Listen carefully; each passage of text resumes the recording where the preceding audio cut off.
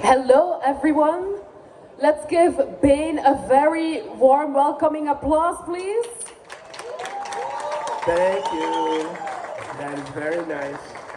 Hi, Thank Aaron. you. Hi, Zach. Hello. How are you doing? How does it feel to be back? It feels crazy. It feels like a dream come true. As sort of cheesy as that sounds, there have been so many moments in the past few weeks where I've just felt like I was in a dream. Like, I've wanted this for so long, and I've envisioned what it would be like to be back on the road with them. And then I'll just be walking around in Rome with my friends or on stage in Munich at a packed, sold-out show, kids going crazy, and I just can't believe that it's happening. It's been incredible. So, how were the past years for you without Bane? You have 5 different answers from us for sure. They were difficult for me. It was hard for me to not have the band, and I missed it very, very much. I had to spend a lot of time sort of learning what it means to be a person who appreciates what they have and understands that losing things is very, very difficult.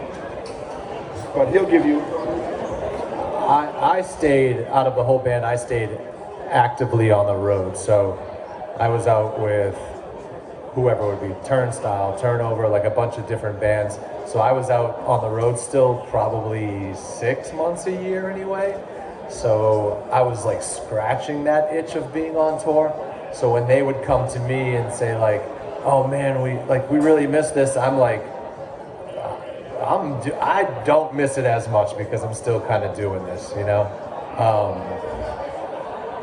And so because of that, I was kind of the last guy to buy in doing this again, mostly because I was nervous to go back on what we said of it being the end, you know what I'm saying? Like, I didn't want kids to be like, well, what the fuck, you know, like you said this was gonna be it, and now you've lied to us. But I had to kind of realize that more kids wanted it than didn't want it, and my friends wanted it, and so I had to convince myself of it more than other people did, you know. It was certainly the hardest part about it, was that we had asked a lot of people to come and say very emotional goodbyes to us. Over the course of 2 years, we played many, many shows that would be the last time we were there, the last tour, the last this, the last that. And we asked a lot of people to come and really sort of put it to bed. And then a few years after that, to want to kind of bring it back, it was difficult. It was very hard. We weren't sure how it would be taken. But it's been good. Yeah, I think it was the right choice. And what was it exactly that made you change your mind about bringing Bane back? I mean, if I'm being honest with you, before the band was even done, I was second guessing the decision to break it up. We were having so much fun on those final tours. After Don't Wait Up came out, there seemed to be a sort of new excitement around the band, and we had a whole bunch of songs that we were really enjoying playing. So there was a feeling on those last tours that I was in a car that had no brakes and was just rushing towards something that I couldn't stop, but I wasn't all that excited about. I was not really ready to say goodbye. We had convinced ourselves we were. We had to get there. There was no turning back from the things we had said, but I remember the month of the last show thinking to myself, oh, I want to play a show in Boston after the last show just so we can fuck everyone and just be like, you don't understand, we're going to do whatever we want. But we couldn't do it. We'd said a lot of things and we wanted to be loyal to the things that we had said to so many kids, so. But yeah, and then, then it ended and you had to just kind of come to terms with it, and the years went by and it didn't get easier, it got harder, and I didn't feel myself growing away from a love of hardcore. I was still going to shows and keeping up with bands, and I still felt like I wanted to fucking be in an active part of this community. So yeah, it was hard. For me, it was hard the whole way through, for sure. And how are shows now for you? How is it to be back on stage? How is it different? Does it feel different from the shows you played before you announced that Bane would never come back? How is it different? I think it was pretty seamless. It felt like once we were back up there again, it was like where we were supposed to be. Like we kind of just started right where we ended it. But we're 9 years older, and it's like I'm trying to do things on stage that I did 9 years ago that didn't hurt then, and now it fucking hurts, you know. And it's like the body is weird, man. It's like, okay, one day my whole body is totally fine with me jumping around up there, and then I'm like, this is the best I've felt all tour. And then the next day I'm like, I think I just blew both of my calves out. Like I can't jump for the rest of the week. But I have to. I can't, like, my brain doesn't allow me to not, like, I'm always thinking to myself, well, this could be it. Like, this could be the last show. Like, I just got to play it like it's the last show always. And hopefully I don't hurt myself too bad. But there's a lot of mornings now where I wake up and I'm like, ugh. Whereas before, I never stretched. I never cared about, like, what I did. Never drank enough water. And now I'm just like, I'm better at it all, and I hurt more. It doesn't make, like, that's what feels different than what felt 9 years ago. Besides that, it's just like, I think the first show, or the first practice we even had to get back to the shows that we were gonna play, it was like, oh, this is exactly what it's supposed to feel like. For me, there's just a sense of appreciating it more. There'll just be moments, whether it's on stage or in the van or loading in or loading out, where I just stop and step away from it and try to remind myself that it's happening, that I spent 7 years thinking this was never coming back, and that my absolute favorite thing to do in life was now behind me, and I would never have it back. And suddenly, by some miracle, I have it back. And so I try to stop every once in a while and just be like, holy fucking shit, look at what's happening right now. And just really be there in the moment. So it's more intense for you now? It's very intense, yeah. I mean, I cried on stage in Zweezel one day. I'm getting goosebumps all over my body sometimes. It's been very, very emotional, for sure. I mean, I'm an emotional guy anyway. I'm a nostalgic guy. This Bane was the best thing I ever did in my life. It was sort of my stubbornness that brought the band to an end. And then I had to sit and live with that for many, many years. And there was, for a while, a real feeling that this kid wasn't coming back. He was off doing just fine. And I had to kind of come to grips that I may have just put to sleep something that I wasn't really ready to say goodbye to. So to have it back again is just, it's kind of unreal. Our bass player, James, and I were up until 2 in the morning last night, just geeking out all night last night over how much fun this has been, how it feels the same as it used to 7 years ago. We kind of clicked right back into being a touring band again. Yeah, so it has been intense. And how does the audience react to this energy on stage that you bring now? Seems similar, for sure.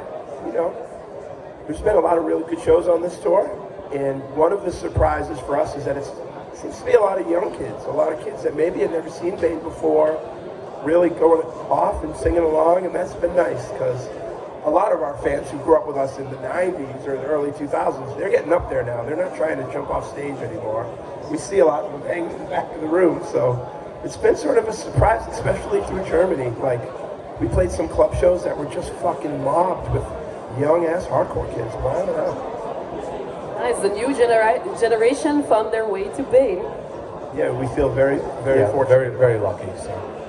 So that brings me to the next question. Bane certainly put their stamp on hardcore music and the hardcore scene. And how did this affect you? How did the scene affect you as a band and as people? How did the scene at large sort of affect us? Yeah. Yeah, I mean, it changed my life. I mean, I felt a part of a family and a community in a way that I never had before. I had a very fucked up upbringing. I didn't have a lot of family. I didn't have a lot of things that I felt directly connected to, plugged into. And yeah, the hardcore community did that for me well before Bane. And then after Bane, it switched a little. Suddenly I'm in a band that people are into, and yeah, I never lost sense of being just a part of a living, breathing ecosystem that I was just humbled to be a part of. Changed my life, saved my life, for sure. And how did you find your way into the scene? What was your first hardcore show or the first encounter with hardcore music? Do you remember? Yeah, I tell the story all the time. When I was 14 years old, there was a kid in my neighborhood who had a skateboard, and he did all these cool tricks on his skateboard. I was really fascinated. He took me under his wing. I don't remember how I got a hold of the skateboard, but suddenly we were skating around the neighborhood together, and he had an older brother who had cool taste in music, so we were listening to the Sex Pistols and Black Flag. And it was the first time in my life that music had ever really affected me. All the music I'd heard before that was just sort of on the radio and I didn't understand it. But when I heard the Sex Pistols, sort of everything changed. And then, yeah, then from there I just started hanging around the punk kids, and then I was old enough to go to shows, and, you know, the rest is history. But, yeah, 14 years old I found it. Really never let go. His story is different. Yeah, my story is much different because I grew up like a heavy metal kid, you know, like hair metal into heavy metal, so like Bon Jovi, Motley Crue, stuff like that into heavy metal. And then in Massachusetts, there was a club that used to do these crossover shows where they would have heavy metal bands play with hardcore bands. And all these hardcore bands had short hair, and I had long hair at the time. And I was like, oh man, someday I'm gonna be in a hardcore band, but I'm gonna have long hair, and I'm gonna put it up in a hat, and then people are gonna be like, he's cool, man. And they're gonna take my hair out, and they're gonna be like, oh, he's not cool. That's like when I was 14. Look at you now. Yeah, I know. and I'm like, that's when I was 14. And then I was. What's funny is that Aaron Dahlbeck, our other guitar player, played guitar in a band called Converge, and they would play these crossover shows with these metal bands. And that was one of the first bands that I had gotten into because Converge was kind of metallic, but also hardcore kids. And yeah, I just kind of, crazy story, Jamie Josta, the singer of Hatebreed, had a distro. He was like the same age, he was probably 14 as well. He had a distro, and I just walked up to his distro and I said, I'm like kind of new at this. What band should I listen to? And he pulled out a Judge record, and he was like, you should listen to this. Take this home and listen to this. That's it. And like that sent me down the path of being more of a hardcore kid than a metal kid. And I don't think he knows that story. I don't think I've ever said that to him. We've toured with him. I've talked to him numerous times since then. I've never told him like, yo, you're the kind of the guy that, you're the reason I'm in Bane, even though it's like, you know, Judge and these kind of New York hardcore bands that got me into this music, but he's the one that handed me that Judge record and told me to listen to it, and that's kind of what So if he listens to this, he will finally know. Maybe, yeah. So where did Bane start then? Where did we start? We started in a city in central Massachusetts called Worcester, a city that's about 40 miles west of Boston. It's the second biggest city in Massachusetts, so it's a pretty significant city. Has always had some sort of a punk and hardcore scene there. And yeah, we grew up there. What was the scene like back then when you started out? Well, you may be able to answer this one better than me, because I was more involved in the 80s scene.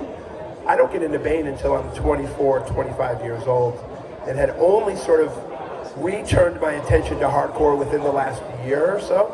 I really didn't expect to find myself in a band in my mid-20s. So I don't really remember what was going on there, but you were like super plugged in the mid-90s. Yeah, I mean, in Worcester, where we're from, there was just a bunch of kind of like halls that held shows, but they weren't big. They were like 100 kids, you know, that would be like a normal show, 100 kids. If there was like a show that had, they might do like a festival and that would have like 400 kids, and that would be crazy. It'd be like, this is the biggest show I've ever been to. And now I go back to those spots that hold those 400 kids and I'm like, well, this is so small compared to it was so big when I was a kid, you know? And but yeah, the scene, there's no internet, there's none of that stuff, so it's just flyers at every show, and I would just get the flyers and go to every single show that happened. And yeah, the scene was good, but it was mostly the same 100, 200 kids every week, you know? Yeah, even before Bane started playing, we'd go to Converge shows, Piebald shows, and there was a sense that everyone knew everyone. Yeah. Everyone was friends. It wasn't a big scene, but it was tight. When they asked me to join Bane, it was with the guitar player of Converge, and to me, he was like a rock star. So like, it was like, the dude from Converge wants me to be in a band with him. This is insane. And yeah, and then I like went to the practice and I like tried to learn the whole demo tape and all this stuff. And I was like, I'm you know, I'm gonna kill it. And then I went and things went good. And the funniest thing is like, when I went to my first practice, we would like Bane would practice like we were playing a show. It was so weird. We wouldn't be like, okay. We'd like get in the room and just go crazy, Bouncing off the wall. Yeah, as if there was like 100 kids watching us. Do you have any footage of that online? Thank God, no. I don't think so. We probably look like fucking idiots because it's stupid. Like who? Like I don't know. It was just, but it was just like this feeling that we had with each other, and it was like, I think it probably helped us for sure when we would play shows in the future to 25, 30 kids, and it's like, well, we'll go crazy in a fucking band room by ourselves. Like, only 25 kids being here isn't gonna matter to us. But the first practice that I ever went to, I could read that it was that vibe, and I think we just kind of clicked, and I think I knew by the end of that practice that I was in the band. But yeah, anyway. You were in it before that practice, man. I did. He was in a band called Realm, like a smaller sort of crossover metallic band. And they were legendary for how crazy this kid went on stage. He was an absolute madman on stage. We needed a second guitar player because Kurt from Converge was like filling in as a favor for the first couple shows. Then we played one as a 4-piece. I think we played 4 shows, and he was at every single one of them. He was at every show, so it was just so easy that this kid's gonna be in the band, he's gonna go crazy on stage. It was destined that he was gonna be in the band. The funny thing about having a mostly metal kid in the band who knew Judge and knew Killing Time, but he like didn't know the Bad Brains and he didn't know Minor Threat. He had these weird blind spots that were so silly for us in the beginning. And he was just into he was into At the Gates and stuff like that. So it was a strange sort of relationship right from the start. I recorded with Bill Stevenson, the drummer of the Descendants and Black Flag and stuff like that. And when I went to record with him, I had no idea who he was. I had never even heard of him at the time. And people were like, "You're gonna go record with Bill Stevenson. This is fucking crazy." And I'm like, "Who's he again?" And I'm like 25. I should know who the fuck Bill Stevenson is. But I think at the same time, like I didn't walk into the session being like, "Holy shit, you're Bill Stevenson." Like he was just like, "Hey man," and I was like, "Hey, you're Bill Stevenson." Crazy stories. Do you remember the first song that you wrote together? The first Bane song? Yeah. The thing is that Aaron Dahlbeck, the other guitar player, he had five songs finished and was looking to like find a singer, get this band that he'd been struggling to get off the ground, couldn't seem to find the right members. So when he calls me to be in his new straight edge side project of Converge, he had 5 songs. He comes, grabs me one weekend, we go out to where he practices with our then drummer. It was just the 3 of us at that time. We still don't have a bass player.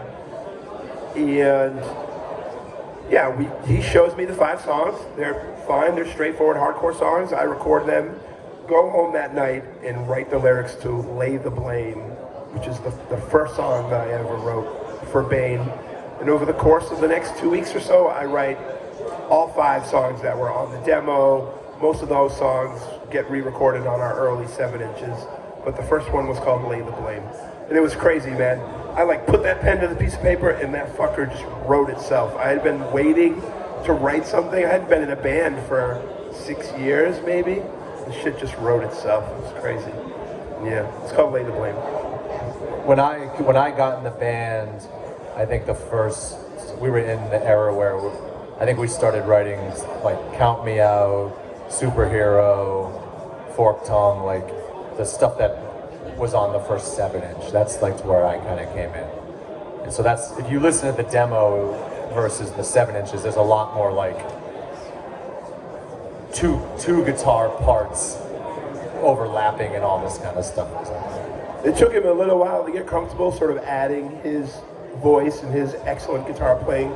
He didn't want to like overwhelm the songs, but after some months finally, You did it. And then I Thank got God. way too confident, and we wrote "It All Comes Down to This," which was like too much of my metal influence. We had this drummer who was kind of also from this like more metalcore background, and we were like, let's get fucking crazy. And 5-minute songs. and these guys were on board, but it's a little bit of a regret now. It's because the Refused record had just come out. Shape of Punk had come out, and they did this really ambitious thing where they're taking all these creative chances, and we were like, oh, we can do that. And I'm like, Total disaster. spawned a couple songs that I mean, Can We Start Again is on it. We got a couple goodies on it. So basically, your music touches also many hearts. When did you first realize this? Hard question. When does it really start hit me? my first memory is Hellfest 2000, or whatever that. There's a Hellfest video where Can We Start Again is on it, and that's the first time that I'm on stage with like people screaming and tearing up, and I'm like, what's going on here? Like how, like, and me realizing that these people are feeling these songs like I'm feeling them. And I think in the video, if you watch that video, I think I'm like crying in it, looking at Dalbeck going like, what the fuck is going on here? Because kids are just climbing on each other to sing these words. And I mean, they're relating to what he wrote. So, I mean, yeah, he's the one that had to realize at some point that like what he's writing, people are relating to, you know? And it was never, I don't think it was ever the goal. It was just, he's just writing to write what he needs to write, you know? It was all a surprise. I had put my home address on the demo, probably the first 2 7-inches. Maybe when we get signed to EVR, I stopped, but on the early 7 inches, you could just write to me, and I would just get really shocking letters from kids telling me what this song meant to them, or this thing helped them stop smoking, or something I said between songs resonated with them. And there was sort of a surprise feeling that just by getting on stage and speaking from the heart between songs and not being afraid, that it was connecting with people. And it gave me a lot of confidence going into our early tours to just do what we'd always been doing, to be an outspoken band on stage. And yeah, I guess, yeah, you're right. Once we start touring, you're just meeting kids, and there'd be kids that would come to 4 shows, that would get in their car and drive through the Midwest with us. And you realize that not every band gets to have that, you know? So pretty early on, once we start leaving Massachusetts, there is a feeling that we're connecting with kids in a way that was amazing, you know, that was incredible for me. How does it make you feel? It's the one good thing I did, you know? It's like the one thing in my life that I was pretty good at and was really put a ton of myself, my heart and soul into, and it's just like the most insane payoff. Still, I'll meet a kid and they'll hug me, or they'll tell me this song has helped them through a difficult time, and it's, you know, I'll die. I'll be on my deathbed and I'll be able to look back at my life and I'll have this. I'll have done this thing where I was in a band that connected with kids, made them felt heard. You know what I'm saying? It sounds insane to say it's the most important thing or the biggest thing I've ever done, but it is. Like nothing else in my life compares, not even close. It is a big thing. Okay, another question. Are you planning on writing any new music soon? You've probably already been asked like every day, but we're asking also. We have been asked that. It's a fun question to answer. You'll also get two answers. That's the problem. Here's my thing. There's not a lot of bands that leave for 8, 9 years and come back with strong music. Can we agree on that? Most bands, after they leave, they come back, and the records they're putting out are not their best records. And I feel particularly challenged by that. I believe that we can write good songs again. but it's scary. It's real fucking. We left with Don't Wait Up, which is one of our best records. We put everything we had into writing that record. I don't know how to write any riffs. I don't know how to play guitar. I don't even understand what it takes to write the music for a song. But I do feel like I have this ace in the hole who is not going to write a bunch of garbage. So for me, I want to write one song. I want to write one song, have it be one of the best songs we ever wrote, see how that feels, and go from there. I don't want to put any pressure on trying to write a record or even a 7-inch. I just want to write one song that we can stand by and be like, fuck, we still got it. And from there, see what happens next.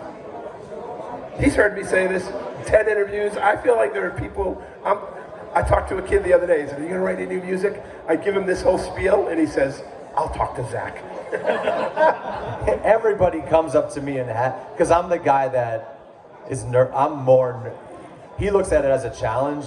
I look at it as like, he wrote Calling Hours. He wrote that song. He sat down and played that riff. That came from him. Like if I have that ace in the hole who has the ability to write a song like that, I can't not want to write another one. It's impossible for me. We're really airing it out over here, buddy. I just don't have the confidence that I need, but I'm willing to try. But just know that if it sucks, this is all of your fault, okay? So It's not your fault. It is 100% your fault. It's my fault. Everyone that's asking me to write a song, if it sucks, that's all on you guys, and I did my best.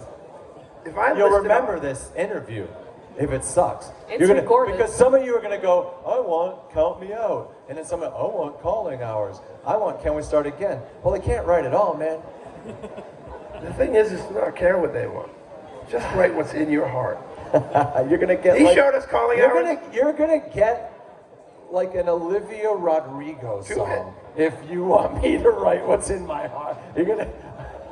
He brought Calling Hours to band practice, and he's like, you're not going to like this. I'm telling you, you're not going to like this. It's really, really weird. You're not going to like it. I thought it was too emo. I thought Calling Hours was too emo. I was going to use it for Silent Drive, which is the other band I sing in. I was like, this is a way bigger fit, or way better fit. But we needed a song, and I was like, we needed a song because we wrote a song that ended up being Wrong Planet. And originally Wrong Planet was going to be the song that I had the idea to have. We knew we wanted to write a song with Pat Flynn, David Wood, Wally, and Reba. And I was like, Wrong Planet would be awesome. Like, this would be like super cool because all these singers can be super emotional. And, but he wanted it for his own lyrics. And I was like, fuck, I gotta write another one that I feel like that fits this. And I was like, Don't Wait Up was the last record, so we were trying to pour some emotion into it, write more emotional songs. And when it's your last record, if nobody likes it, it's like, all right, well, whatever, we're gone anyway. So, and I was like, well, I have this like really sad song, but it's like might be too emo or whatever. And I played that beginning riff to Calling Hours, so nervous. I was like shaking I was like, they're gonna think this sucks.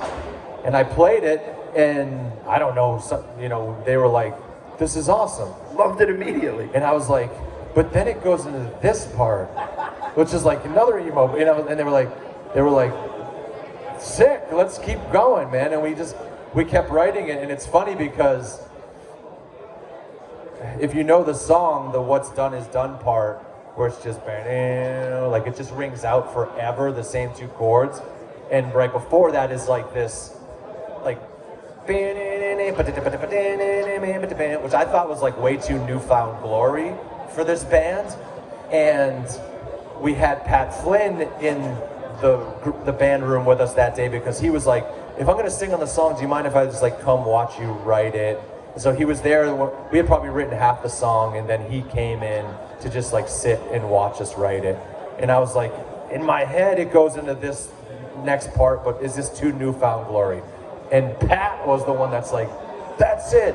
And then what if we go into this, and we just do this big long chant, and I think we were kind of like, that's crazy, this goes on forever. And he's like, it'll work. I promise it'll work. We'll write these lyrics that it'll work for. And I'm like, you know, we probably went through it like for like 4 bars, and I'm like, he's like, more, and I'm like, it keeps going? How long is it gonna go for? And then it goes for like 3 minutes or something like that. But it ended up working, and maybe we need to get Pat back into the rehearsal space. yeah. There's so many songs. The first song on the record, Non-Negotiable, I was writing that with Stu and Bob, is when Stu played bass for us, and I was writing it at a Reach the Sky practice, because I was filling in for guitar for Reach the Sky. And Ian Larrabee, the singer of that band, he was just there sitting like on his phone or whatever. And at the end of the song, I had this like super mosh part, which is like not really Bane at all. I was gonna go into this like really hip, dun, dun, dun, dun, dun, like real heavy mosh part. And Larrabee was like, Ian Larrabee, the singer of Reach the Sky, was like, whoa, whoa, whoa, whoa, whoa, what the hell is going on here? And I was like, what? He's like, this is not Bane. Bane goes like this. And then like we completely flipped the end of the song, and like he's kind of the reason the end of that song is the way that is. So I can't take credit. I'm not the ace in the hole. But anyway, yeah, I'll try to write another song. I hope there'll be a new song. I hope so too, and I think all people listening are hoping so. What is your favorite Bane song, talking of songs? People ask that all the time. I think my favorite is a song called Some Came Running, because it's my favorite to play live. But it hasn't been going very well on this tour. It's starting to feel like it's an old song, and the new generation haven't gone back enough to the record we put out called Give Blood, which used to be like the record we could just count on for getting. It had a lot of good big songs on it, but this one's been a little weird. We've had to skew more towards the newer songs, but I love playing that song live. But Calling Hours would be another one, because it was such a left field song, and we did take a big gamble with it, and it turned out to be a real crowd favorite, and I still get real sort of emotional feelings when the crowd goes quiet and he plays that intro. I feel like we wrote something special, wrote something that really connects with kids.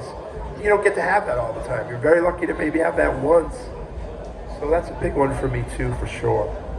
I think on this tour anyway, there's a song called Final Backward Glance, which is on the newest record. But that's like more of like the metal kid in me and the emo kid, because it's like the beginning's very metal, the end's very emotional, and I get like the best of all worlds in that, you know. So that's my choice right now. That one's been going over crazy on this tour, so we've been playing it every day. You're also straight edge. Yeah. Yep. What is your first encounter with the straight edge scene, and how did it change over the years, the straight edge scene? Do you see a difference in the scene nowadays when you compare it to the scene back then? I don't spend a lot of time thinking about what modern straight edge is. I feel excited when I see young kids that are into it. I think it's a really great way for kids to look at the world through a sort of different lens. And I hope that, whether or not they stay straight edge for their whole lives or whatever, I hope that it just changes them in a way that makes them people that are more willing to question the things that are explained to you as being normal, or everyone else is doing it, so should you. So I root for straight edge, but I don't spend a lot of time wondering what the current state of straight edge is. I still see bands, I still see kids with X's on their hands, and that's great for me, you know, but I've been straight edge for so long that I don't spend much time thinking. It's not a point of pride for me. It's almost like my right arm. It just is a part of me. I've had it with me for so long, I don't really spend a lot of time thinking about it. How I found it is a very long, boring story. I don't think I'm going to bore you with it, but yeah, it's not, you know, Bane isn't a straight edge band. We've had a non-straight edge member in the band since '98, I believe. We had to make a choice a long fucking time ago. Are we going to be a band that has to have all straight edge members? which would mean maybe kicking out some people who have decided straight edge isn't for them anymore. People that we love and that we want to be in a band with. Our drummer, at that time, he grew out of it. He didn't want to be a part of it anymore. We got a lot of flack from a lot of the other straight edge bands around Boston. It's like getting phone calls. Oh, did you hear Nick broke edge? What are you guys going to do? And we kind of had to sit down and think about it. And we're just like, yeah, I love straight edge. And some of these songs are about straight edge in some small way. But I love Nick more. I love him as a friend, as a drummer, as a tour mate. So I might have even been before the first tour when Nick broke edge. And we just sort of decided we're gonna ride with him, and we won't put X's on our things anymore. We won't, pose ourselves as a straight edge band, and it's just sort of an individual choice that each of us has. His opinion on straight edge is different than mine. Mine is different than Aaron Dahlbeck's. It's just sort of like a personal thing. We don't want to force our ideas on anyone else. So yeah. I just kind of found it by default. Like I grew up with some adults in my life that had substance abuse, whether it was drugs or alcohol or whatever, and it things had happened that were bad enough where I just made no sense to me as far as like, well this happened because of drinking, so that's bad. Like I learned that as a kid, and this happened because of drugs. That seems bad. And so by the time I had found straight edge, I was just like, oh, sick. Like, I don't drink or do drugs or smoke cigarettes because it seems bad to me because of these adults that I've seen bad things happen to. And it made it easier to stay that path, I guess. But even when I was a younger kid and I would try alcohol or something, it just always like seemed to taste like shit to me. So I was like, this is crazy that you pay a lot of money to drink this. And people would be like, well, you'll get accustomed to it. And I'm like, man, I think I'll just chill, and so, yeah, I was never the kid that was like super fucking straight edge, but I was always psyched to be, drug free and alcohol free because I just associated it with very bad things, so that's how I got into it. His opinion on straight edge is one of my favorites because it doesn't have anything to do with being a part of a scene or a label or you call yourself this or you write an X on your hand. He just thinks it's stupid. He's just grown up for all these years and he just sees the sort of pointlessness of it and doesn't want to do it. For his own reason, doesn't need anyone to agree with him or understand, and I think straight edge could use a little more of that, than just this sort of like regimented group think thing where we expect everyone to have the same attitudes and opinions and then turn them into villains when they change their mind or they grow away or they grow up. When you're 18 years old and you make this commitment, you have no idea what life is going to hold for you or the changes you're going to go through, the way the wind is going to blow you.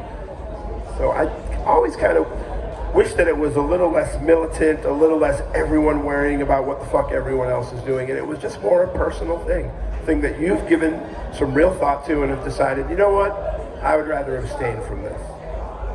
And I have like very little straight edge friends in my life. Most of my friends drink or do drugs or whatever. That was my crew was like the bad kids, when I grew up, I played guitar in a band called Barrett, and my crew was so bad with that kind of drinking drug scene that we would go to shows and kids would be like, oh great, here comes the fucking drunk druggies. But I was just this straight edge kid that rolled with them, and they were all of our friends. So I don't want to make it sound like, oh, I don't like kids that drink or do drugs. Like, those are my friends. Like, that's the kids I grew up with and hang with. But for me, I just was always like, nah, I'm good, man. And people would, come on, man, take a drink. And it's like, I'm cool, man. I'm fine. And then eventually they just don't even care anymore. Try to peer pressure me and whatever, Thank you for sharing it all. I have one final question. Oh, it almost slipped my mind, but it just got back. What is your favorite moment that you ever experienced with the band Bane, and do you have one moment, if you could relive one moment, which one would it be? That's a hard question. Mine is going to be, I think if I could go back and relive any moment, it would not even be really band related. It would just be happened to be that I was with the band when it happened. And it would probably be the soccer match in Argentina. Boca match. We went to a fucking insane football match in Argentina, the two biggest rivals playing each other. And I just, at the time, he had to almost convince me to go. And then when I went, it was so amazing to me that I couldn't almost comprehend how awesome it was that I was here in Argentina watching this happen. And I left and always looked back and was like, fuck, I wish I appreciated that more. Because I'm being on stage and like, we love Rome. We go to Rome a lot because we love being there and walking around and all that kind of stuff. The shows in Rome are great, but we almost play Rome to be able to go to Rome and walk around and stuff like that. So I know when I'm gonna go to Rome, I know what I need to suck all that great energy in and blah, blah, blah. And so I appreciate it. But yeah, when we were in Argentina that one time, I didn't know how great it was what I was going through until after, and I'm always like, fuck, I wish I could relive that moment. That would be the one moment I wish I could relive. There's a moment that I always think about from our first tour in 1998. We did our first tour, it was 3 weeks with Saves the Day. And previous to this tour, I had never been really anywhere. I was a poor kid, came from a poor city in Massachusetts, and just had never been anywhere. You know, got sent to Virginia, which is just some little southern rural nowhere town to live with my dad. And that was really about it. And on this tour, we kind of race our way across the country. We live on the East Coast along the Atlantic Ocean, and we race our way across this giant country to get to the Pacific Ocean, which at that time, to my life, was like Mars. It was just something that you couldn't conceive that I would look at the Pacific Ocean on the back of a fucking band that I was playing music in. And I remember we woke up, we were in Portland, or we were somewhere in Oregon, along the coast, and it was beautiful, and I just thought to myself, anything that happens after this is going to be extra credit. Like, this is the greatest accomplishment of my life. I made it here without spending a dime from my own pocket because of the music that we were playing. We're gonna play a show tonight, there's gonna be kids there. That feeling to me, I think, might be my favorite. But I have another one for 2000 when we fly here for our first European tour, land in Frankfurt, this zoo of a fucking airport, get through all that and just walk out into the fresh air, and I had that same, just like, I can't believe where I am right now. Like, I never thought I was 25 years old, and like, I was convinced that I was just gonna work in a print shop in Worcester, Massachusetts, not make anything of myself. I had no education. I just thought that this was what life was gonna be. And then I get really fucking lucky and find this band. Suddenly I'm in Germany. So those two are big for me. Boca match is incredible. Definitely my favorite sporting event. Yeah, it's weird because, you know, you play your first show and that's enough, and then you play, you know, then you play out of state, and it's like, holy shit, we're playing Pennsylvania, or which is, you know, 4 hours away from where we live, but it's amazing that we made it there. And then we get to the West Coast, and it's like, this is insane. And then the first time we ever got asked to go to Europe, I almost quit college because I was like, I have to, like, this may never happen again. I may never go back to Europe again. Mom, I've got to drop out of college. And she was like, you can't drop out. I was like, I'll go back. She's like, nobody goes back. Everyone says they're gonna go back and then they never go back. She's like, please just finish college and then you can do whatever you want. And I had to tell these guys, I can't go to Europe. I had 1 year left of college. And I was like, I can't go, thinking they might go without me. And back then, I mean, we still do have this philosophy, like where it's kind of like we can either all do it or we don't, you know. But back then I didn't know. It was like we may never get asked, and they were like, no, we're just not going to do it until you can do it.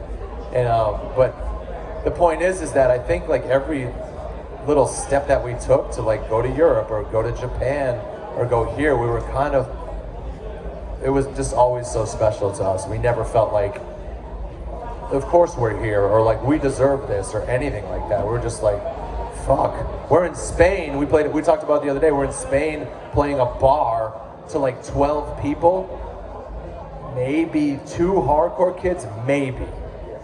Definitely 6 drunk old bar guys, and then 6 people that may know what punk rock is.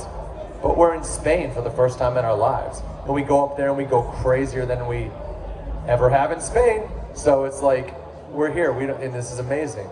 And I think I'm lucky that I'm in a band with 4 other guys that kind of still, you know, we go to play Bane stream and we're in Munster and we're like, yo, let's go walk around. Like we've never walked around this city before. Like, let's go. And everyone's down to do it. And I just, you know, I say to the people that book, you know, our booking agent and stuff like that, like, yo, we're down to play cool places that we've never been, just to like see those places. Like, we don't give a fuck about the money. Like, please don't ever let some guarantee stop us from going to Serbia or wherever, you know, like these cool spots. And it's like hard to get that through their heads sometime, but I'm always happy that I got 4 guys with me that are ready to just like go see cool shit over like playing a bunch of festivals for a lot of money or whatever. So that's amazing. This is the last question. Okay. You played Ieperfest before. Yeah. What do you remember of that? It's been a while. Yes, it has.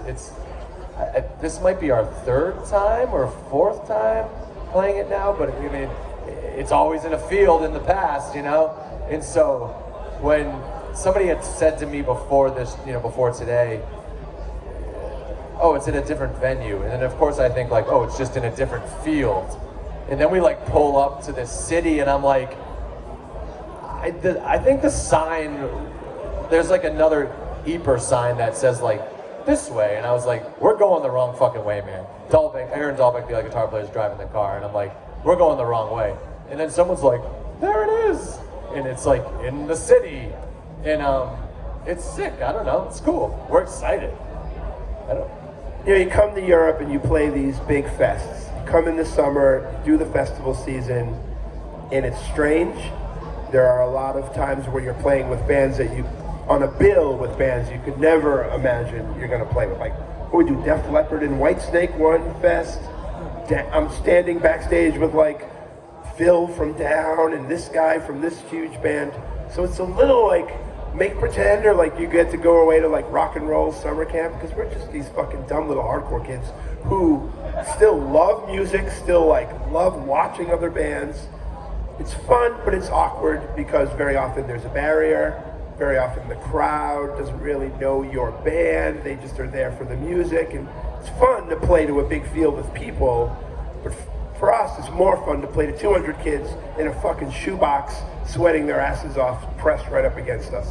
So it's always a little strange, a little awkward. I don't want to complain because it's also very fun and very nice. They treat you really well. There's great catering, and like I said, you see these amazing bands, and you get to tell your friends, oh, I played with Megadeth, you know? But Ieper is sick because it is a fucking hardcore festival. I always love getting here, and I'm always had it confused with Grows Rock in the past. But this is the one when we get to, I'm like, oh, this is a low stage. There is no barrier, and it's always just fucking hardcore kids that just want to go buck. And yeah, we're not playing with Whitesnake, it's all hardcore bands, but it's always a really special one for me. And we, you know, this tour was actually ended a week ago in Budapest, but we just didn't want to go home if we could get here and play this fest. We just decided we'll stay around and do whatever we have to do. We just drove from Budapest all across Europe to be here because it's really one of our favorites. Because it's a pure hardcore fest, you know? That stage out there is perfect. We're excited to get on it. It's just different than a lot of the European festivals. And we're very grateful that you will be on stage later tonight and to have you here on stage with us at More Than Music for this live interview. Thank you so much This for was your fun. time. Thank you guys so Give it much. up for them. You're so sweet. Thank you.